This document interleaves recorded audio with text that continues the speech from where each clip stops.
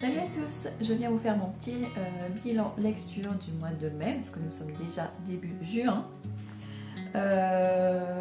Au mois de mai, j'ai lu bien moins que les autres mois.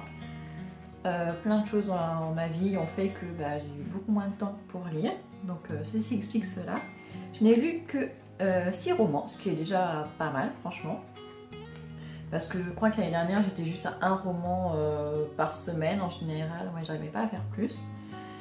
Et donc voilà, et je viens de me rendre compte que ce sont 5 romans contemporains écrits par des femmes. Et le seul qui a été écrit par un homme, c'est Madame Bovary, donc un classique. Et ça faisait énormément de temps que je n'avais pas lu de classique, je crois depuis les lycées je pense. Donc ça datait un peu, mais j'avais envie d'y revenir. En premier, j'ai lu 7 et Match de Liane Moriarty.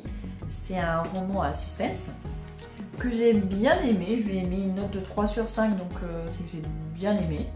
Mais il y a eu quand même quelques petits trucs qui m'ont un petit peu dérangé, notamment le début qui a traîné en longueur.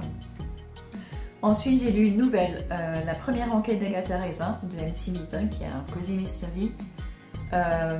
Comme les Agatha Raisin, c'est sympa, mais sans plus. Voilà, je trouve que ça fait trop vieillot. Je pense que c'est pas du tout adapté à mon âge. Donc j'en ai lu 3 plus cette nouvelle. Cette nouvelle, je l'ai lue en une soirée parce qu'elle était sur ma liseuse et que j'avais rien d'autre sur moi.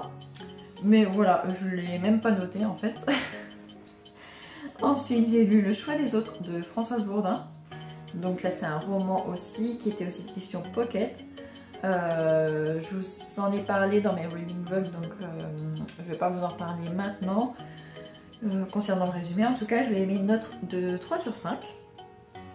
Ensuite, j'avais lu L'embarras du choix de Laure Manel. Laure Manel, je ne la connaissais pas, mais j'en entendais beaucoup parler, donc j'avais envie de tester. Et j'ai eu la chance de le voir à la bibliothèque, donc je l'avais emprunté.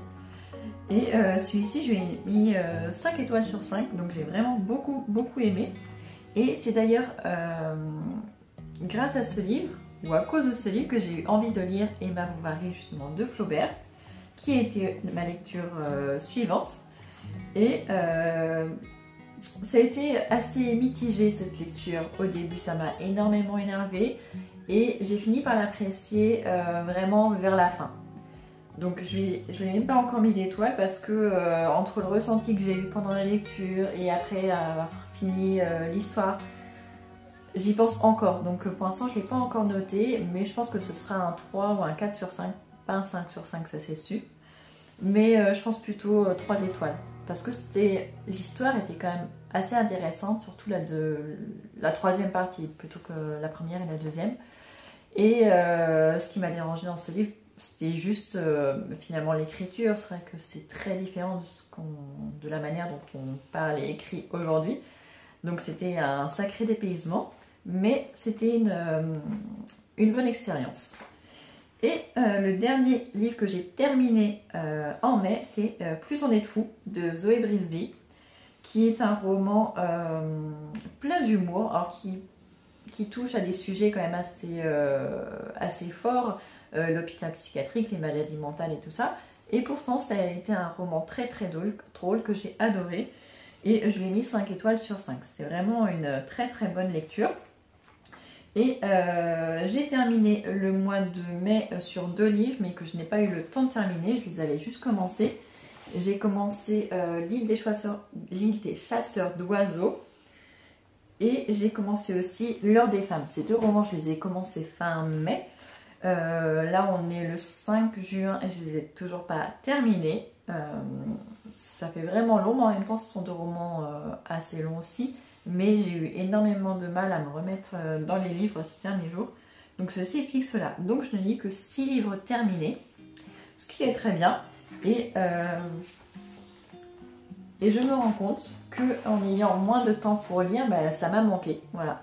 J'étais moins bien dans ma peau, j'avais plus de mal à me concentrer sur les choses. J'ai vraiment besoin de mes moments de lecture de plus en plus.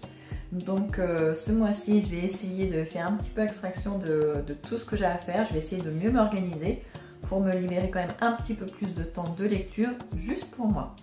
Voilà, n'hésitez pas à me dire en commentaire vous combien de livres vous avez lu, si vous aimeriez en lire plus ou si vous êtes vraiment à votre max. Et j'aimerais bien savoir quelles ont été vos meilleures lectures ou votre meilleure lecture du mois de mai. Allez, je vous dis au mois prochain pour le bilan du mois de juin.